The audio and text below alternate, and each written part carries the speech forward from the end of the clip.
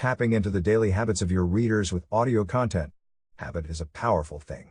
It's something that we do subconsciously, without even thinking about it. We unknowingly look for that trigger and start a routine that ultimately rewards us, especially when it's time-consuming like reading. That's where audio content enters the fray when looking to enhance user experience with readers already firmly embracing the audio revolution and relying on their eardrums more than eyeballs. Where it matters. This particular habit is something publishers and content creators should be very interested in because it's no secret that these two groups are actively seeking ways to form deeper relationships with their readers. The first step in this quest is to understand your audience and keep nurturing your relationship. A lot has changed in the past few years when it comes to content consumption. You have to meet your readers where they are, and right now, they are doing more listening than reading. That means your readers are all over the place, consuming content while doing something else. They listen while partaking in their daily jogging sessions, making lunch, doing some chores in and around the house. They listen on their way to work, while they wait in line for their order or just catch up on their favorite content during their leisure hours. There's a perfectly good reason why that is so.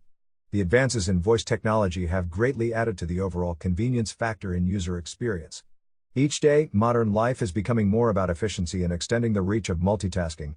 As a result, readers turned listeners are spending more and more time in one specific content consumption area, which small and medium publishers, as well as bloggers, content creators, and even brands are not penetrating yet, even if the opportunity is there. Podcasting leading the way, but there's more. To highlight the extent of that opportunity, let's take a quick look at podcasting, audio's blockbuster star. Publishers are increasingly using this audio format as an engagement tool, whether it's to increase engagement on website or grow a community. For instance, Aftenposten is Norway's largest daily newspaper, which produces a daily podcast 15 to 20 minutes long, explaining one particular topic. In half a year since the first episode aired, 80% of the audience has been coming back every day. The loyalty this podcast has generated has also created a new daily habit with listeners, with 80% listening from beginning to end. In Australia, people are consuming audio online for more than 11 hours per week, an all-time high. In fact, awareness of podcasting in Australia continues to outpace the United States, arguably the prime podcasting market, as 83% of Australians are familiar with podcasting as opposed to 70% of Americans. With such astounding numbers, it's no wonder why many have turned to a longer audio content format like podcasts, especially with its favorable revenue model. However, it's also easy to forget that audio is much more than just podcasts. It's an online world where enhanced user experience is the difference between a sinking and a floating business. Numerous publishers and brands are opting for the most straightforward route by adding a new way to engage and monetize their audiences: audio articles. The audioifying process is very easy. There's a piece of code, a built-in audio player, that needs to be inserted anywhere on a website. It seamlessly blends with the existing website experience and is usually completely customizable from different looks and languages to playback settings. All the publisher needs to do is convert an article to audio and in a moment's notice gets an audio version of content ready for use.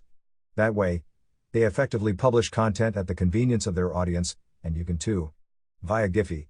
For instance, a Danish media company Zetland surveyed its readers on how the company can improve and found out that their readers immensely wanted more audio content. Correspondingly, the response has been overwhelming, so much so that now 60% of Zetland's audience listens to content instead of reading. Audio is becoming omnipresent. I'm mentioning all these examples to show how audio content is a global thing, not just a US thing that takes the majority of focus.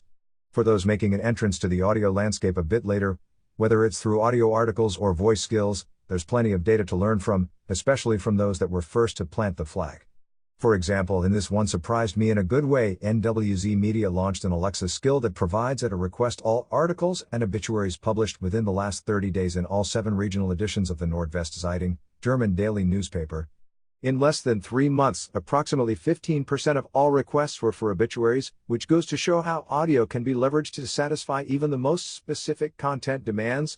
While investments in audio content for smart speakers have been cautious at best due to unclear monetization, there's no denying that voice technology will see an uptick in the publishing space through fairly cheap cost of entry and expanding content technology abilities. In turn, the continuous growth of audio content will continue, as displayed by the incremental increase in reported consumption year over year, driven by the proliferation of smart speaker ownership and mobile streaming. Audio has helped publishers in particular to get the better of a lot of common challenges, such as reaching a younger audience, one that is typically really into audio, and developing more meaningful relationships with readers. The continued expansion requires an ability to adapt to this new world and a new way of living of your readers, where information is absorbed in numerous ways. That's exactly what you do when you occupy the eardrums of your readers instead of their eyeballs, adjusting to their evolving needs.